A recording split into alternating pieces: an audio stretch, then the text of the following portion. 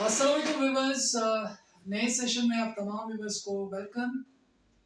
Dear viewers, आज के session में मैं बात करूंगा difference between letter of administration and succession certificate. जो लोग मेरे चैनल पे नए उनसे रिक्वेस्ट है आप मेरे चैनल को सब्सक्राइब करें। Legal knowledge by advocate Faizal Rahman Kakkad. और प्रीवियस वीडियो में बात की मैंने सक्सेशन सर्टिफिकेट के हवाले से, उसके लीगल प्रोसीजर।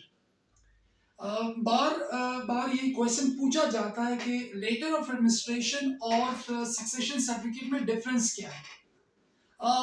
डेफिनेटली इन दोनों में डिफरेंस है, थोड़ी बहुत सिमिलरिटीज भी है।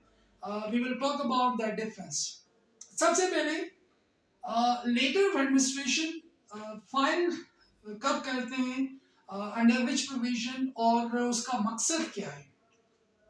लेटर ऑफ एडमिनिस्ट्रेशन बेसिकली हम फाइल करते हैं इमूवेबल प्रॉपर्टी के लिए। फॉर एग्जांपल, किसी बंदे के नाम पे कोई जायदाद होती है, कोई मकान होता है, उनकी डेथ हो जाती है, वो मकान उनके नाम पे रहता है। अब उसके जो फैमिली मेंबर्स हैं, उनकी जो लीगल रिक्वायरमेंट है, फॉर एग्जांपल उन्होंने वो मकान बेचा है, ट्रांसफ़र करना चाहते हैं, तो इस बाबत उन्होंने मुतलका जो उनका इलाका है वहाँ जाके कोर्ट में, डिस्ट्रिक्ट कोर्ट में उन्होंने एप्लीकेशन फाइल करनी होती है।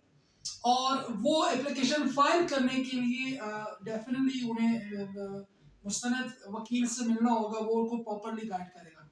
अब लेटर ऑफ एडमिनिस्ट्रेशन जिसके इमूवेबल प्रॉपर्टी के लिए हम फाइल करते हैं अंडर सेक्शन 2115 सब सेक्शन 1 के तहत हम एप्लीकेशन फाइल करते हैं डिस्ट्रिक्ट कोर्ट में। और इसके लीगल रिक्वायरमेंट क्या है?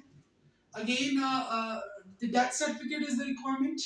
आप उसके लिए डेथ सर्टिफिकेट का होना बड़ा लाजमी है।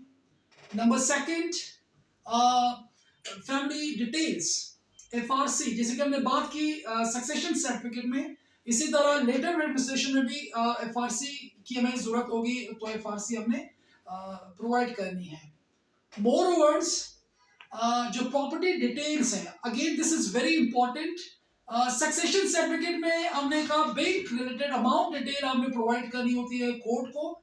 यहाँ पे आपने जिस मकान पे या जिस दुकान के बाबत आपने लेटर ऑफ एडमिनिस्ट्रेशन फाइल किया है, उसके बाबत उसके जो डॉक्यूमेंट्स हैं प्रॉपर्टी के, वो आपने प्रोवाइड करने आपके मुतल्लिका कोर्ट को। This is very important. उसके अलावा फतवा इज अगेन रिक्वायरमेंट, आपने इसमें फतवा भी रिक्वायर्ड होगा। और प्रॉपरली तभी तमाम चीज़ें आप फाइल करोगे, तमाम चीज़ें आप अरेंज करोगे, फिर जाके आप अपना मुतल्लिका जो इलाका है वहाँ पे डिस्ट्रिक्ट कोर्ट में आप केस फाइल करोगे। वाइल फाइलिंग अ केस, अमूमन ये इशू होता है कि तमाम फैमिली मेंबर्स अपेज तो नहीं हो सकते हैं। आपके पास अगेन एक रेमेडी है, remedy of power of attorney.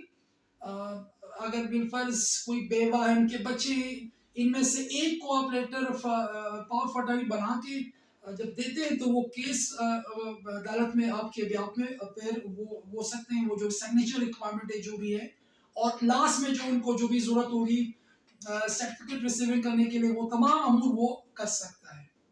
Case file किया आपने, केस फाइल करने के बाद again the legal procedure is the same. Advertisement है, वो अखबार में आपने बयान देना है। 15 दिनों के बाद फिर आपने 2 विटनेसेस पेश करने अदालत में। विटनेस पेश करने के बाद लास्ट में अटॉर्नी का जो स्टेटमेंट है वो करवाना है। और इसी तरह जो आपका जो केस है वो वाइंड अप होगा, और लास्ट में आपको जो अदालत है, मुतल्लिका अदालत, वो आपको लेटर ऑफ एडमिनिस्ट्रेशन प्रोवाइड करेगा। तो दोस्तों, आज के लेक्चर में जो मकसद था कि डिफरेंस बिटवीन सक्सेशन सर्टिफिकेट और letter of administration, this is a huge difference. एक है मूवेबल प्रॉपर्टी के लिए और दूसरा है इमूवेबल प्रॉपर्टी के लिए। सक्सेशन हम फाइल करते हैं मूवेबल प्रॉपर्टी के लिए, कोई अमाउंट है, कैश अमाउंट बैंक से हासिल करने के लिए, या कोई मंथली पेंशन है, उसके लिए आप सक्सेशन फाइल करते हो। जबकि किसी प्रॉपर्टी के लिए, कोई घर, मकान, दुकान वगैरह, उसकी बाबत जब आपने कोई लेटर लेना होता है, उसके लिए आप लेटर ऑफ एडमिनिस्ट्रेशन फाइल करते हैं।